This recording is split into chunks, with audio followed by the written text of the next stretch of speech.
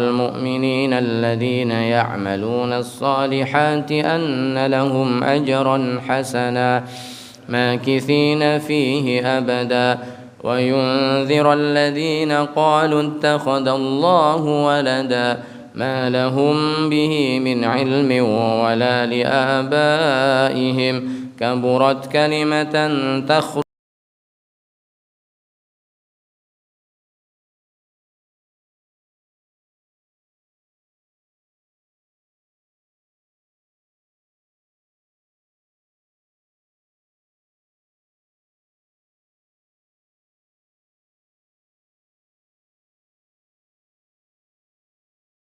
أحسن عملا وإنا لجاعلون ما عليها صعيدا جرزا أم حسبت أن أصحاب الكهف والرقيم كانوا من آياتنا عجبا إذ أوى الفتية إلى الكهف فقالوا ربنا آتنا من لدنك رحمة وهيئ لنا من أمرنا رشدا اللهم ربنا آتنا من لدنك رحمة وهيئ لنا من أمرنا رشدا اللهم ربنا آتنا من لدنك رحمة وهيئ لنا من أمرنا رشدا اللهم ربنا آتنا من لدنك رحمة وهيئ لنا من أمرنا رشدا اللهم ربنا آتنا من لدنك رحمة وهيئ لنا من أمرنا رشدا في كل لحظة أبدا عدد خلقك ورضا نفسك وزنة عرشك ومداد كلماتك فضربنا على آذانهم في الكهف سنين عددا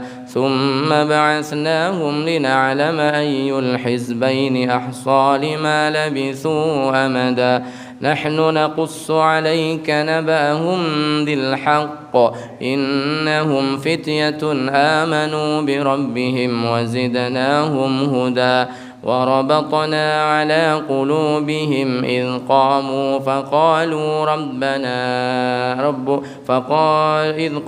فقالوا ربنا رب السماوات والأرض لن ندعو من دونه إلها لقد قلنا إذا شططا هؤلاء قومنا اتخذوا من دونه آلهة لولا يأتون عليهم بسلطان بين فمن أظلم ممن افترى على الله كذبا وإذ اعتزلتموهم وما يعبدون إلا الله فأووا إلى الكهف ينشر لكم ربكم من رحمته ويهيئ لكم من أمركم مرفقا اللهم ربنا انشر لنا من رحمتك وهيئ لنا من أمرنا مرفقا اللهم ربنا انشر لنا من رحمتك وهيئ لنا من أمرنا مرفقا اللهم ربنا انشر لنا من رحمتك وهيئ لنا من أمرنا مرفقا الله في كل لحظة أبدا عدد خلقك ورضا نفسك وزنة عرشك ومداد كلماتك وترى الشمس إذا طلعت تزاور عن كهفهم ذات اليمين وإذا غربت تقرضهم ذات الشمال وهم في فجوة منه ذلك من آيات الله من يهد الله فهو المهتد ومن يضلل فلن تجد له وليا مرشدا وتحسبهم أيقاظا وهم رقود ونقلبهم ذات اليمين وذات الشمال وكلبهم باسط ذراعيه بالوصيد لو اطلعت عليهم لوليت منهم فرارا ولملئت منهم رعبا وكذلك بعثناهم ليتساءلوا بينهم قال قائل منهم كم لبثتم قالوا لبثنا يوما أو بعض يوم قالوا ربكم أعلم بما لبثتم فابعثوا أحدكم بورقكم هذه إلى المدينة فلينظر أيها أزكى طعاما فليأتكم برزق منه ولا يشعرن بكم أحدا إنهم إن يظهروا عليكم يرجموكم أو يعيدوكم في ملتهم ولن تفلحوا إذا أبدا وكذلك أعثرنا عليهم ليعلموا أن وعد الله حق وأن الساعة لا ريب فيها إذ يتنازعون بينهم أمرهم فقالوا بنوا عليهم بنيانا ربهم أعلم بهم قال الذين غلبوا على أمرهم لنتخذن عليهم مسجدا سيقولون ثلاثة رابعهم كلبهم ويقولون خمسة سادسهم كلبهم رجما بالغيب ويقولون سبعة وثامنهم كلبهم قل ربي أعلم بعدتهم ما يعلمهم إلا قليل فلا تمار فيهم إلا مراء ظاهرا ولا تستفت فيهم منهم أحدا ولا تقولن لشيء إني فاعل ذلك غدا إلا أن يشاء الله واذكر ربك إذا نسيت وقل عسى أن يهديني ربي لأقرب من هذا رشدا عسى أن يهديني ربي لأقرب من هذا رشدا ولبثوا في كهفهم 300 سنين وازدادوا 9 قل الله أعلم بما لبثوا له غيب السماوات والأرض أبصر به وأسمع ما لهم من دونه من ولي ولا يشرك في حكمه أحدا واتل ما أوحي إليك من كتاب ربك لا مبدل لكلماته ولن تجد من دونه ملتحدا واصبر نفسك مع الذين يدعون ربهم بالغداة والعشي يريدون وجهه ولا تعد عيناك عنهم تريد زينة الحياة الدنيا ولا تطع من أغفلنا قلبه عن ذكرنا واتبع هواه وكان أمره فرطا وقل الحق من ربكم فمن شاء فليؤمن ومن شاء فليكفر إنا أعتدنا للظالمين نارا أحاط بهم سرادقها وإن يستغيثوا يغاثوا بماء كالمهل يشوي الوجوه بئس الشراب وساءت مرتفقا إن الذين آمنوا وعملوا الصالحات إنا لا نضيع أجر من أحسن عملا أولئك لهم جنات عدن تجري من تحتهم الأنهار يحلون فيها من أساور من ذهب ويلبسون ثيابا خضرا من سندس وإستبرق متكئين فيها على الأرائك نعم الثواب وحسنت مرتفقا اللهم اجعلنا ووالدينا وذرياتنا وأحبابنا أبدا والمسلمين من خواسهم في خير ولطف وعافية آمين واضرب لهم مثل الرجلين جعلنا لأحدهما جنتين من أعناب وحففناهما بنخل وجعلنا بينهما زرعا كلتا الجنتين آتت أكلها ولم تظلم منه شيئا وفجرنا خلالهما نهرا وكان له ثمر فقال لصاحبه وهو يحاوره أنا أكثر منك مالا وأعز نفرا ودخل جنته وهو ظالم لنفسه قال ما أظن أن تبيد هذه أبدا وما أظن الساعة قائمة ولئن رددت إلى ربي لأجدن خيرا منها منقلبا قال له صاحبه وهو يحاوره أكفرت بالذي خلقك من تراب ثم من نطفة ثم سواك رجلا لكن هو الله ربي ولا أشرك بربي أحدا ولولا إذ دخلت جنتك قلت ما شاء الله لا قوة إلا بالله إن ترني أنا أقل منك مالا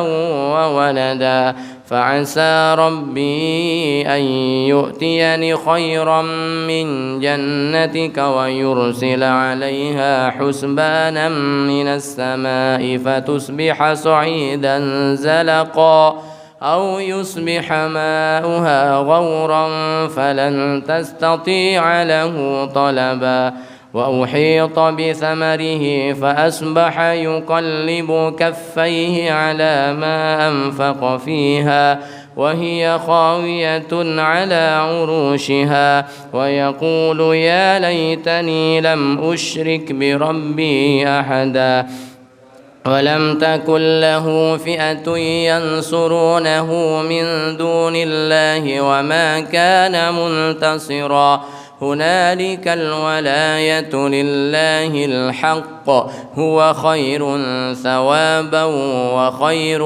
عقبا واضرب لهم مثل الحياة الدنيا كماء إن أنزلناه من السماء فاختلط به نبات الأرض فأصبح هشيما تذروه الرياح وكان الله على كل شيء مقتدرا المال والبنون زينة الحياة الدنيا والباقيات الصالحات خير عند ربك ثوابا وخير أملا سبحان الله والحمد لله ولا إله إلا الله والله أكبر ولا حول ولا قوة إلا بالله العلي العظيم سبحان الله والحمد لله ولا إله إلا الله والله أكبر ولا حول ولا قوة إلا بالله العلي العظيم سبحان الله والحمد لله ولا إله إلا الله والله أكبر ولا حول ولا قوة إلا بالله العلي العظيم سبحان الله والحمد لله ولا إله إلا الله والله أكبر ولا حول ولا قوة إلا بالله العلي العظيم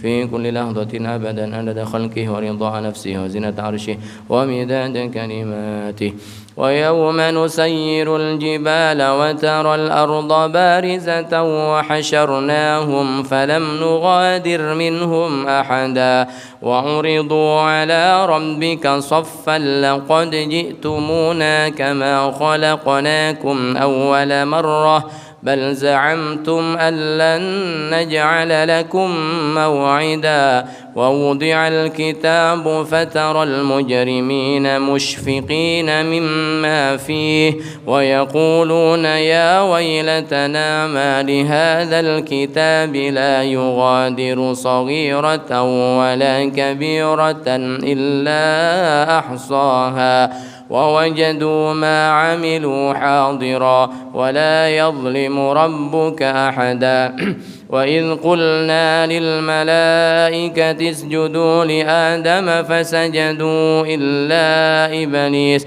كان من الجن ففسق عن أمر ربه أفتتخذونه وذريته أولياء من دوني وهم لكم عدو بئس للظالمين بدلا ما أشهدتهم خلق السماوات والأرض ولا خلق أنفسهم وما كنت متخذ المضلين عضدا ويوم يقول نادوا شركائي الذين زعمتم فدعوهم فلم يستجيبوا لهم وجعلنا بينهم موبقا ورأى المجرمون النار فظنوا أنهم مواقعوها ولم يجدوا عنها مصرفا ولقد صرفنا في هذا القرآن للناس من كل مثل وكان الإنسان أكثر شيء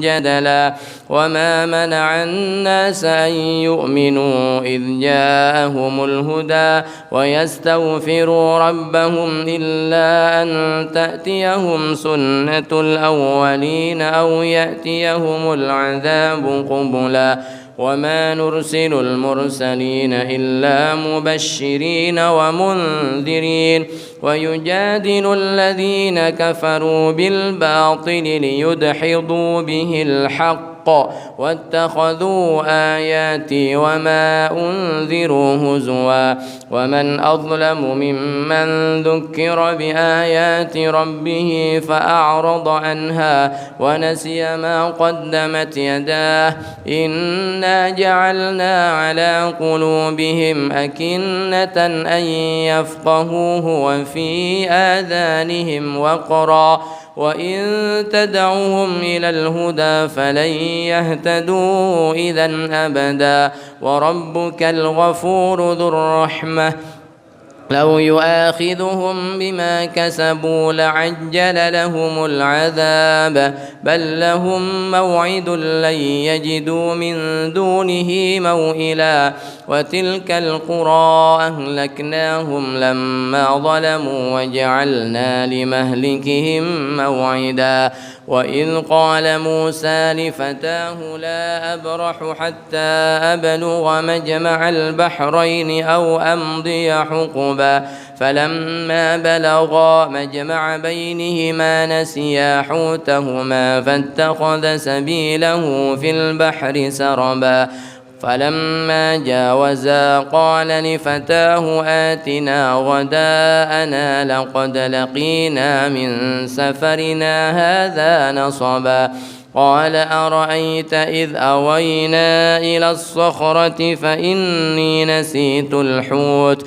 وما أنسانيه إلا الشيطان أن أذكره واتخذ سبيله في البحر عجبا قال ذلك ما كنا نبغي فارتدا على آثارهما قصصا فوجدا عبدا من عبادنا آتيناه رحمة من عندنا وعلمناه من لدنا علما اللهم آتنا رحمة من عندك وعلمناه من لدنا علما اللهم آتنا رحمة من عندك وعلمناه من لدنا علما اللهم آتنا رحمة من عندك وعلمناه من لدنا علما اللهم إنا نسألك العلم اللدني والمشرب الصفي الهني يا وهاب يا غني اللهم إنا نسألك العلم اللدني والمشرب الصفي الهني ويا وهاب يا غني اللهم إنا نسألك العلم اللدني والمشرب الصفي الهني يا وهاب يا غني في كل لحظة أبدا عدد خلقك ورضا نفسك وزنة عرشك ومداد كلماتك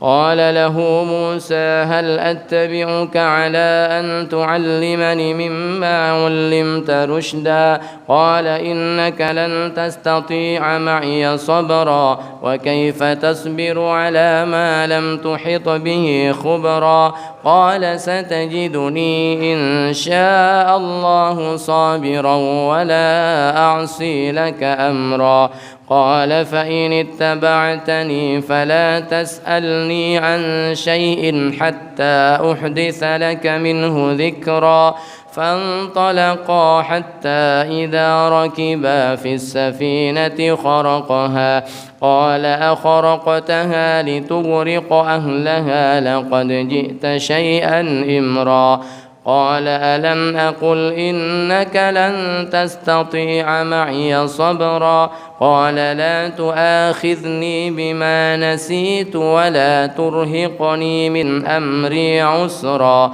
فانطلقا حتى إذا لقيا غلاما فقتله قال أقتلت نفسا زكية بغير نفس لقد جئت شيئا نكرا قال ألم أقل لك إنك لن تستطيع معي صبرا قال إن سألتك عن شيء بعدها فلا تصاحبني قد بلغت من لدني عذرا فانطلقا حتى إذا أتيا أهل قرية استطعما أهلها فأبوا أن يضيفوهما فوجدا فيها جدارا يريد أن ينقض فأقامه قال لو شئت لاتخذت عليه أجرا قال هذا فراق بيني وبينك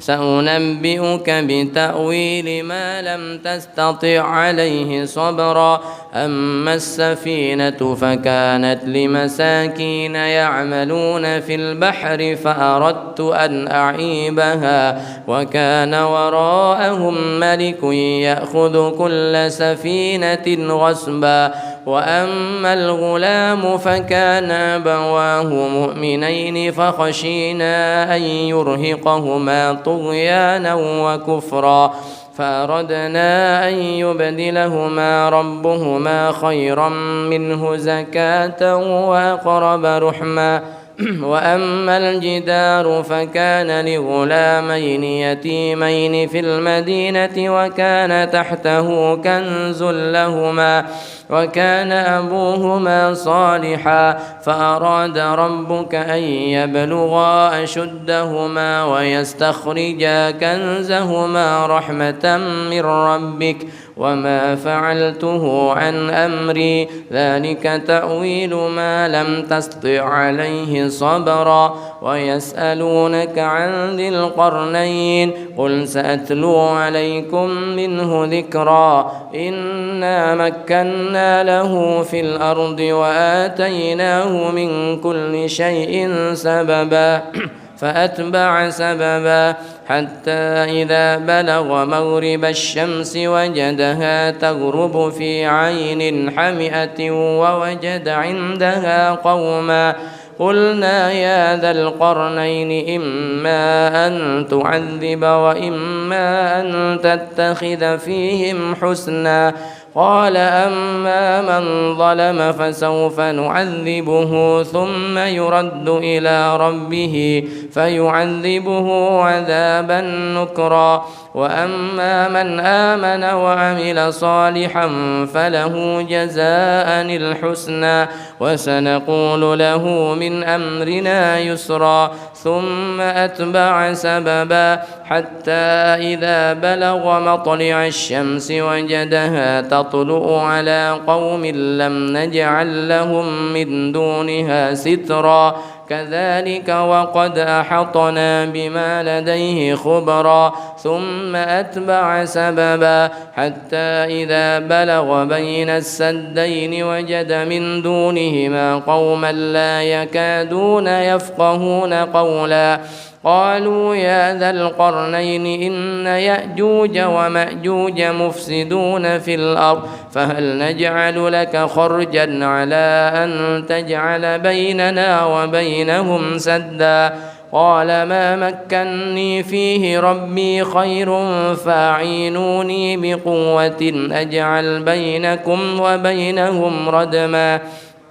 آتوني زبر الحديد حتى إذا ساوى بين الصدفين قال انفخوا حتى إذا جعله نارا قال آتوني أفرغ عليه قطرا فما استطاعوا أن يظهروه وما استطاعوا له نقبا قال هذا رحمة من ربي فإذا جاء وعد ربي جعله دكا وكان وعد ربي حقا وتركنا بعضهم يومئذ يموج في بعض ونفخ في الصور فجمعناهم جمعا وعرضنا جهنم يومئذ للكافرين عرضا الذين كانت أعينهم في غطاء عن ذكري وكانوا لا يستطيعون سمعا أفحسب الذين كفروا أن يتخذوا عبادي من دوني أولياء إنا أعتدنا جهنم للكافرين نزلا قل هل ننبئكم بالأخسرين أعمالا الذين ضل سعيهم في الحياة الدنيا وهم يحسبون أنهم يحسنون صنعا أولئك الذين كفروا بآيات ربهم ولقائه فحبطت أعمالهم فلا نقيم لهم يوم القيامة وزنا ذلك جزاؤهم جهنم بما كفروا واتخذوا آياتي ورسلي هزوا إن الذين آمنوا وعملوا الصالحات كانت لهم جنات الفردوس نزلا خالدين فيها لا يبغون عنها حولا قل لو كان البحر مدادا لكلمات ربي لنفد البحر قبل أن تنفد كلمات ربي ولو جئنا بمثله مددا قل إنما أنا بشر مثلكم يوحى إلي أنما إلهكم إله واحد فمن كان يرجو لقاء ربه فليعمل عملا صالحا ولا يشرك بعبادة ربه أحدا اللهم إنا نعوذ بك أن نشرك بك شيئا نعلمه ونستغفرك لما لا نعلمه صدق الله العظيم الفاتحة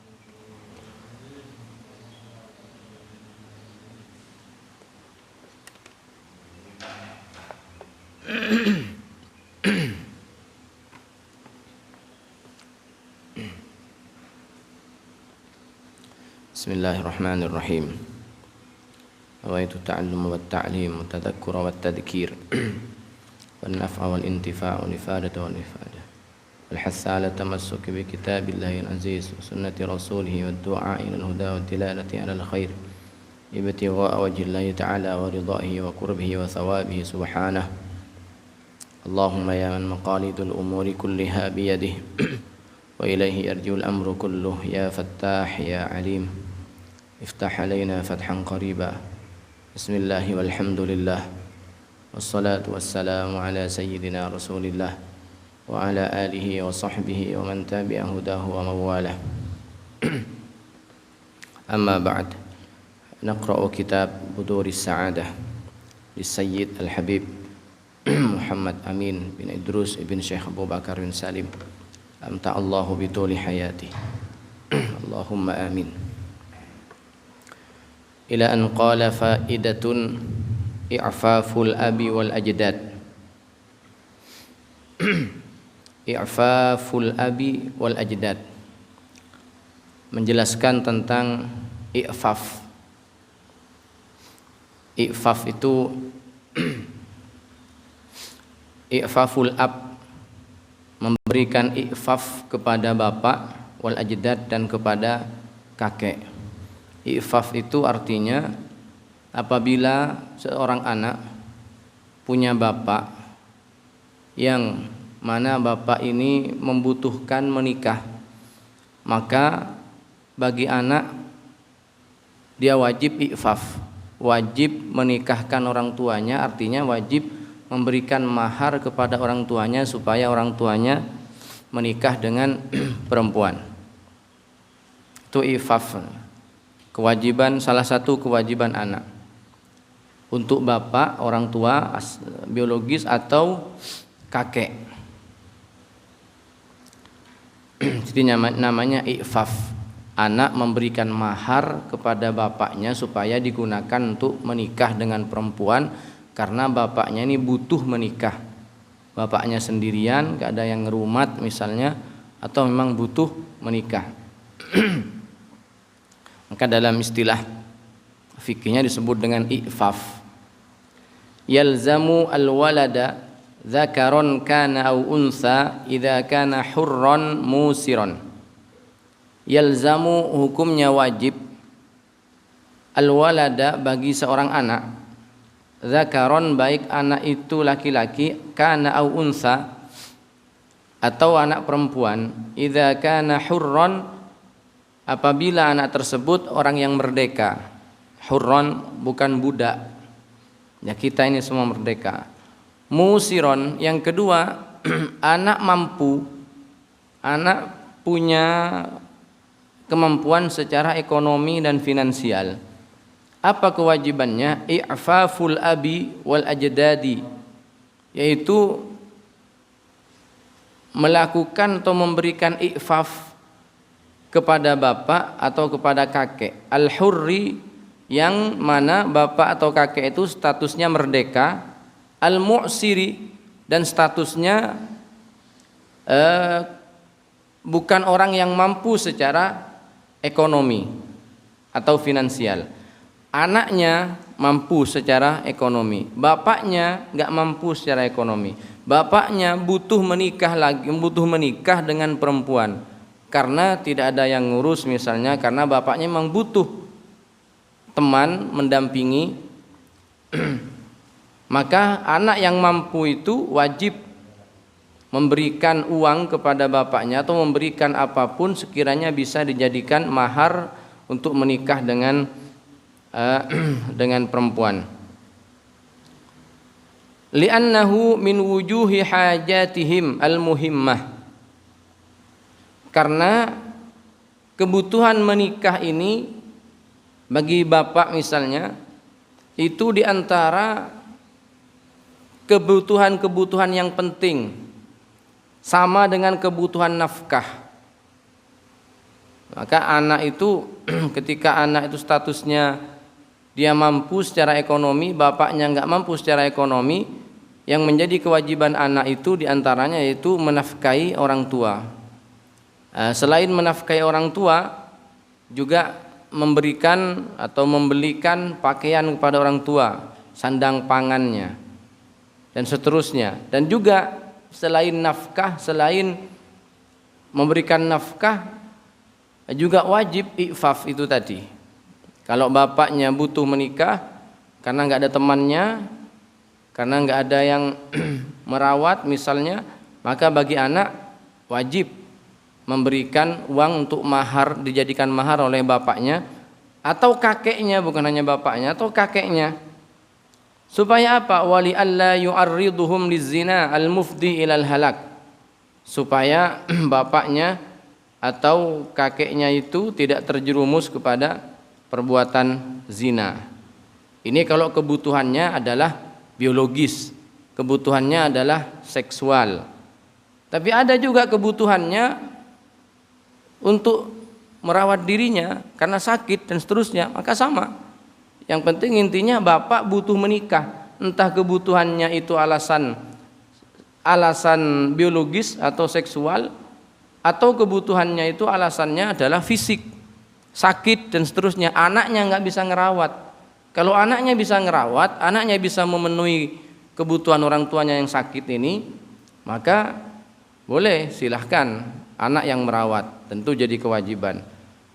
Atau bahkan ketika orang tua butuh pembantu, karena dari dulu misalnya orang tuanya biasa dilayani, butuh pembantu, dan orang tuanya mengatakan, wes aku nggak usah nikah tapi ya berikan aku pembantu saja. Kepada anaknya minta pembantu, memang butuh pembantu rumah tangga misalnya, maka anak wajib memberikan itu kepada orang tuanya dengan syarat anak itu mampu. Jadi kewajiban kepada anak melakukan begitu kalau anak itu mampu.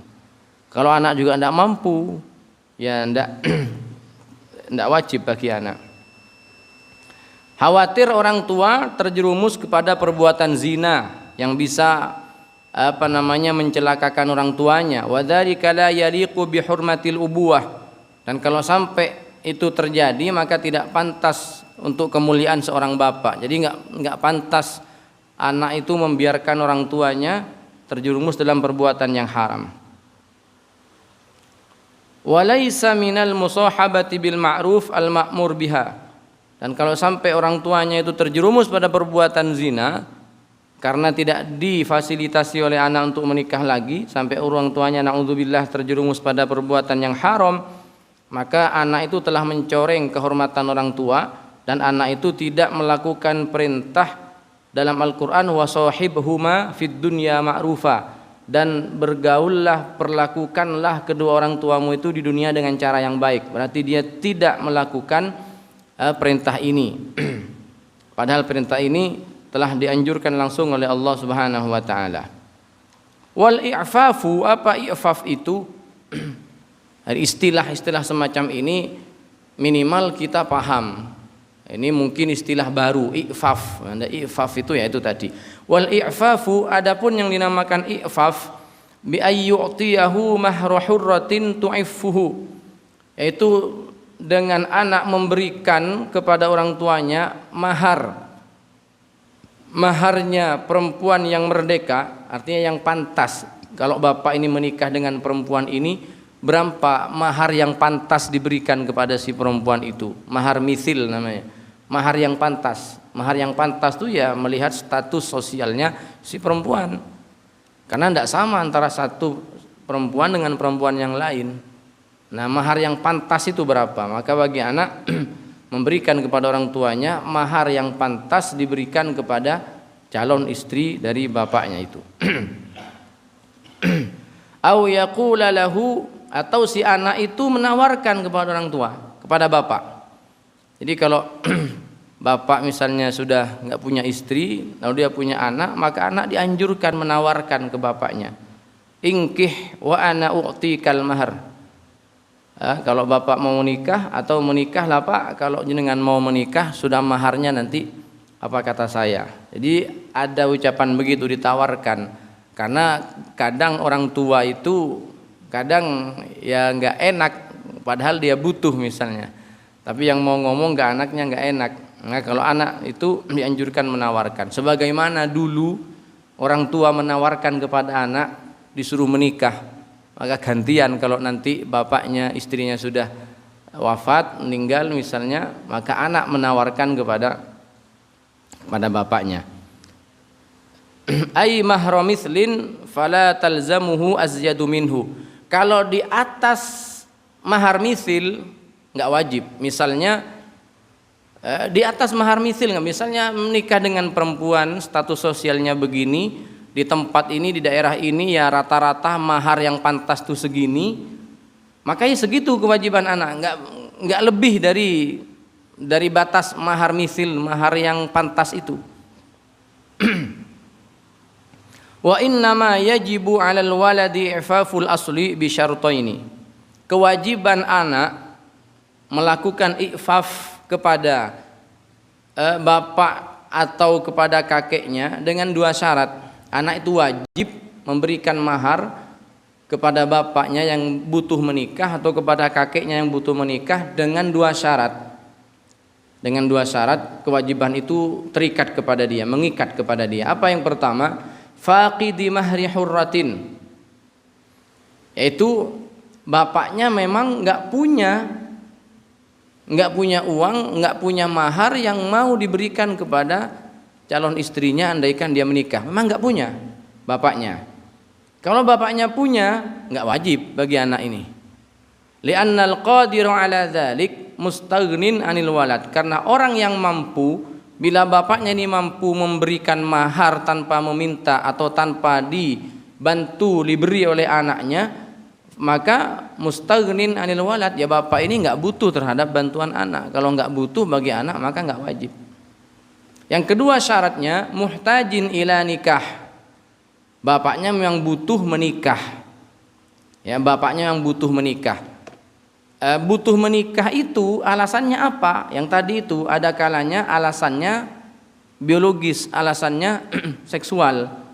bapaknya sudah sepuh, tapi nafsunya, tegangannya masih tinggi misalnya. Wah, ini bisa bahaya kalau enggak nikah. Anak itu wajib. Bi an tatuqa nafsuhu ilal wat'i. Dia masih, bapaknya masih tegangan masih tinggi misalnya.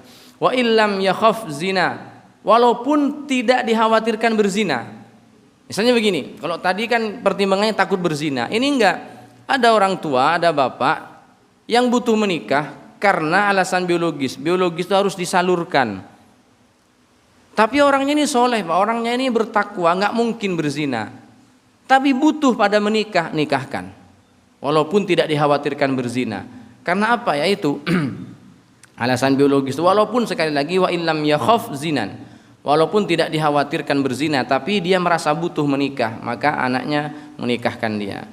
Artinya anaknya memberikan biaya untuk orang tuanya menikah.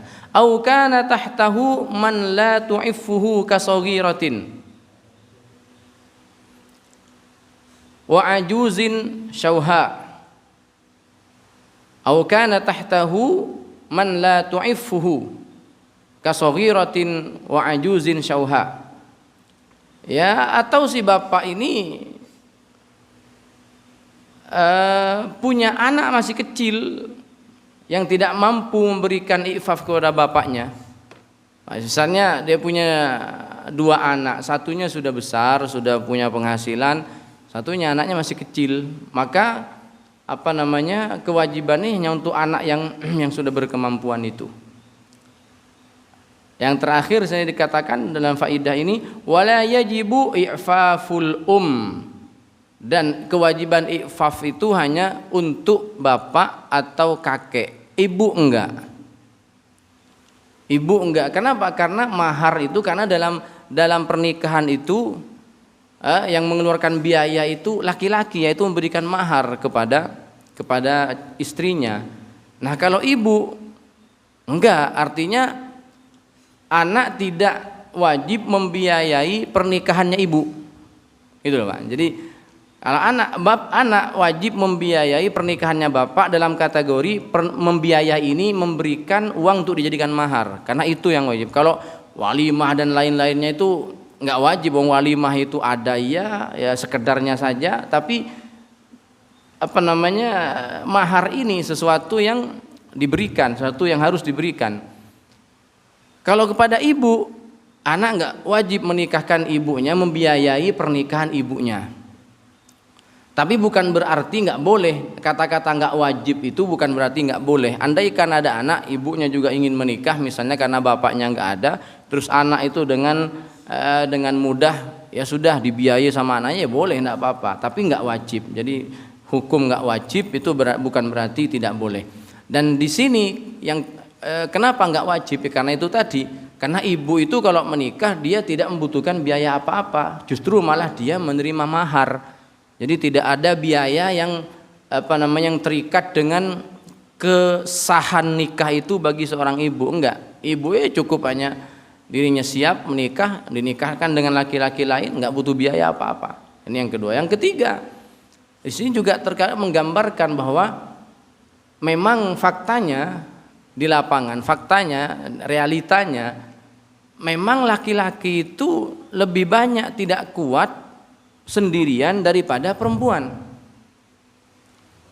Kalau perempuan menjanda sampai berpuluhan tahun itu banyak yang kuat. Tapi laki-laki disuruh menduda, apalagi sendirian di rumah itu. Nah, ini banyak yang gak kuat, sehingga makanya bapak itu sampai anak itu wajib bagi anak itu menawarkan kepada bapaknya kalau ingin menikah lagi. Bahkan kalau bapaknya memang butuh menikah, anaknya suruh biayai dan seterusnya. Kita tambah satu lagi. Makanya kalau kita kaitkan dengan kemarin, dengan hukumnya orang menikah lebih dari satu, itu kadang memang karena kebutuhan laki-laki itu ya memang lebih daripada perempuan. Laki-laki kalau nggak dilayani nggak bisa.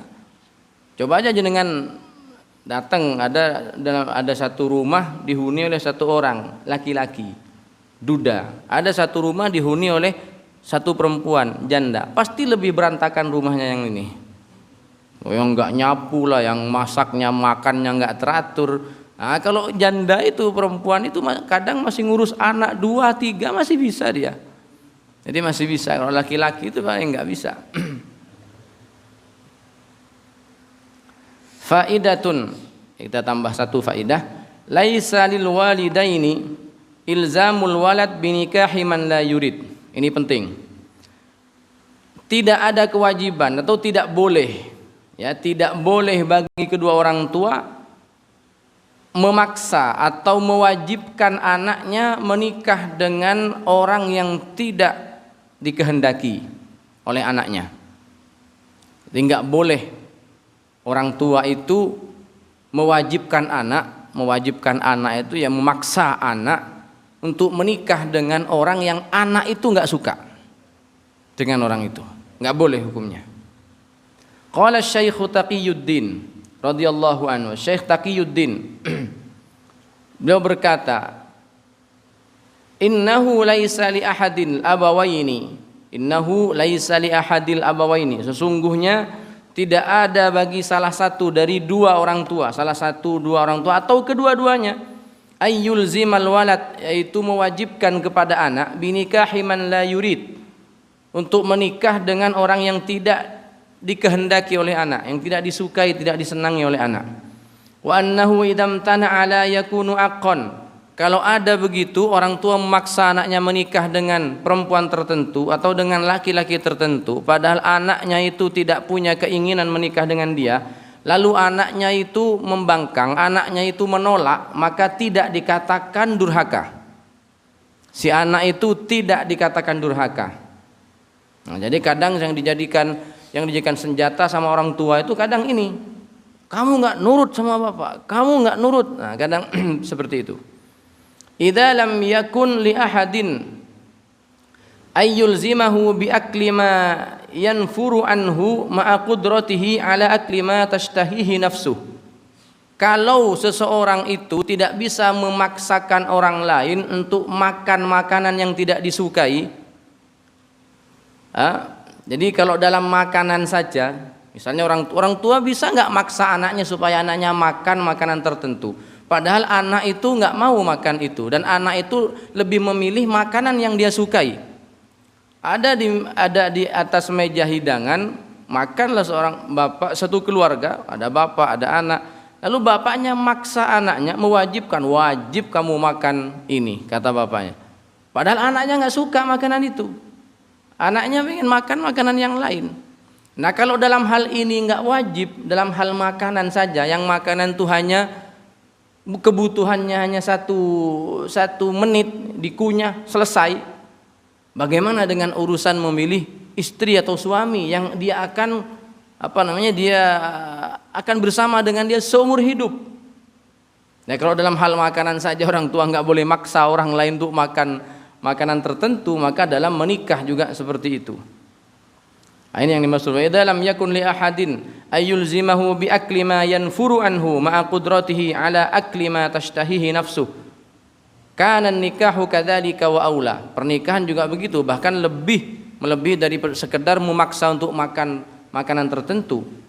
Padahal makanan itu tidak disukai dan masih ada makanan yang lebih disukai, maka sama dengan pernikahan. Bahkan lebih daripada itu, pernikahan itu tidak hanya 1 menit, 2 menit. Kalau makanan mungkin hanya dinikmati 1 menit, 2 menit selesai. Tapi pernikahan itu hitungannya seumur hidup. Fa inna aklal makruh mararatu sa'ah. Kata beliau di sini, sesungguhnya makan makanan yang tidak disukai, mararatu sa'ah, itu mungkin dia merasa tidak nyaman hanya satu jam. Ya paling lama itu. Kadang kan kalau ada makanan nggak kita suka, tapi gimana ya, nggak dimakan nggak enak. Akhirnya kita terpaksa makannya nggak enak, ketika dikunyah nggak enak, begitu sampai perut nggak enak. Tapi nggak enaknya paling sejam, setelah itu mules keluar, habis sudah. Nggak enaknya habis. Wa isyratul makruh minaz zaujaini ala tulin, dan bersama atau isyratul makruh, hidup dengan orang yang tidak disukai antara suami atau istri ala tulin tuh selamanya. Kalau dia hidup suami istri yang sama-sama tidak suka, tidak ada keinginan menikah karena dipaksa, maka itu lebih dari sengsaranya orang makanan yang tidak disukai. Dan ini banyak terjadi, dijodohkan misalnya. Ya kalau anaknya suka nggak apa-apa. Atau anaknya ya mau tapi beradaptasi nggak apa-apa. Yang nggak boleh itu kalau anaknya nggak mau. Bukan nggak boleh menjodohkan, boleh dijodohkan. Orang tua memilihkan pasangan untuk anaknya, ditawarkan kepada anaknya, mau nggak? Kalau anaknya mau sih, tapi kalau anaknya nggak mau, nggak boleh dipaksa. Nah ini supaya nggak salah paham, nanti dipahami, oh nggak boleh menjodohkan, boleh dijodohkan. Bahkan kalau itu merasa ada maslahat, lebih baik dijodohkan.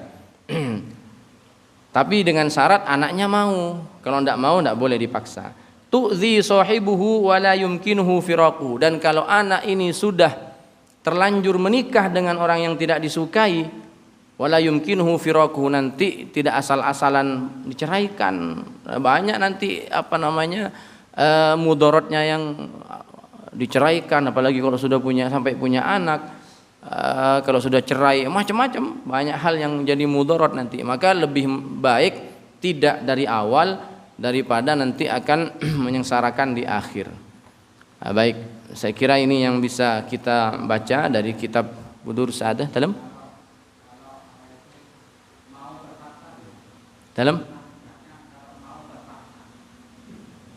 mau tapi terpaksa enggak boleh juga, Pak. Beda dengan mau karena enak, itu beda. Mau tapi terpaksa, maka anak harus terbuka. Anak itu harus terbuka. Jadi tidak semua anak itu ketika, maksudnya begini, yang sering tadi dijadikan senjata itu anak supaya enggak, alasan anak itu saya takut durhaka sama orang tua. Padahal tadi di sini dijelaskan dalam hal ini kalau anak itu menolak, tapi dengan syarat menolak baik-baik, menggunakan kata-kata yang baik, jangan kemudian misu sama orang tua, itu beda. Jadi menolak dengan cara yang baik kepada orang tua, terbuka kepada orang tua, maka dia tidak dikatakan anak yang durhaka. Jadi kalau akhirnya dia nggak enak karena nggak terbuka kepada orang tua, kalau orang tuanya maksa itu nggak boleh, orang tuanya maksa nggak boleh. Tapi kalau anak ini karena nggak terbuka, dia mau tapi karena terpaksa, maka nanti orang tua kan nggak tahu itu apa kondisinya, maka anak ini nggak boleh bersikap seperti itu karena dia akan menyengsarakan dia sendiri nanti. Dikira sama orang tuanya anaknya mau, tapi ternyata anaknya mau karena terpaksa. Maka nanti ini akan menyengsarakan dia sendiri kalau tidak bisa beradaptasi. Dan banyak yang dalam konteks anak itu tidak nurut sama orang tua tapi nggak durhaka, itu banyak. Ketika orang tua nyuruh dia bermaksiat misalnya, disuruh berbohong, anak nggak nurut, nggak durhaka. Ada orang tua nyuruh anak berbohong, banyak kalau sekarang.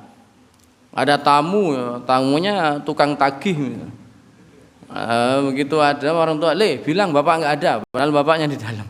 Kalau misalnya anaknya bilang, bapak di dalam, itu misalnya. Ada juga orang tua menghalangi anak untuk mencari ilmu. Padahal anak ingin mencari ilmu yang wajib untuk dia, ilmu agama, ilmu yang wajib bagi dia. Lalu orang tua tidak membolehkan, anak tetap mencari, itu juga tidak durhaka kepada orang tua. Dalam hal pernikahan juga seperti itu.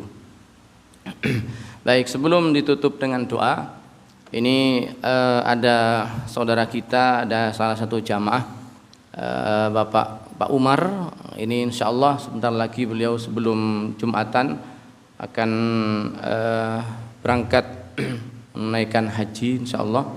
Dan juga ada jamaah kita yang sudah berangkat, Bapak Sunjoto, biasanya bareng sama Pak Umar ini, sudah berangkat 2 minggu yang lalu kalau tidak salah. Dan juga ada jamaah kita yang biasanya sering hadir tapi sekarang nggak hadir, Pak Dugel namanya, besok beliau mau berangkat juga. Intinya semuanya atau yang lain, jamaah yang lain yang kami tidak tahu, dan juga seluruh jamaah haji di Jember dan se-Indonesia atau bahkan seluruh jamaah haji yang melaksanakan haji pada tahun ini, kita doakan semuanya mudah-mudahan oleh Allah diberikan ketakwaan selama dalam perjalanannya, kemudian dilancarkan urusannya, dimudahkan perjalanannya, diberkahi oleh Allah Subhanahu wa taala, dan yang paling kita harapkan adalah semua ibadahnya dijadikan ibadah yang diterima, hajinya haji yang mabrur, dan mudah-mudahan kita semua yang mendoakan diberikan kesempatan yang sama oleh Allah Subhanahu wa taala. Mari kita tutup dengan doa di akhir majlis. Bismillahirrahmanirrahim. Alhamdulillahirabbil alamin. Allahumma shalli wa sallim wa barik ala sayyidina Muhammadin wa alihi wa sahbihi ajma'in. Allahumma ij'al jam'ana hadza jam'an marhuma wa jam'an mubaraka wa jam'an mawfura wa tafarruqana min ba'dihi tafarruqan ma'suma wa la taj'alna wa la fina wa la bainana shaqiyan wa la matrudan wa la mahruma. Allahumma 'allimna ma yanfa'una wanfa'na bima 'allamtana وارزقنا فهم النبيين وحفظ المرسلين وإلهام الملائكة المقربين. اللهم إنا نستودعك ما قرأناه في هذا المجلس وما قبله وما بعده، فاحفظه علينا حتى ترده إلينا وقت احتياجنا إليه يا أرحم الراحمين يا أرحم الراحمين يا أرحم الراحمين. ربنا آتنا في الدنيا حسنة وفي الآخرة حسنة وقنا عذاب النار. صل اللهم وسلم وبارك على سيدنا محمد وآله وصحبه أجمعين والحمد لله رب العالمين. سبحانك اللهم وبحمدك أشهد أن لا إله إلا أنت أستغفرك وأتوب إليك. والسلام عليكم ورحمة الله وبركاته.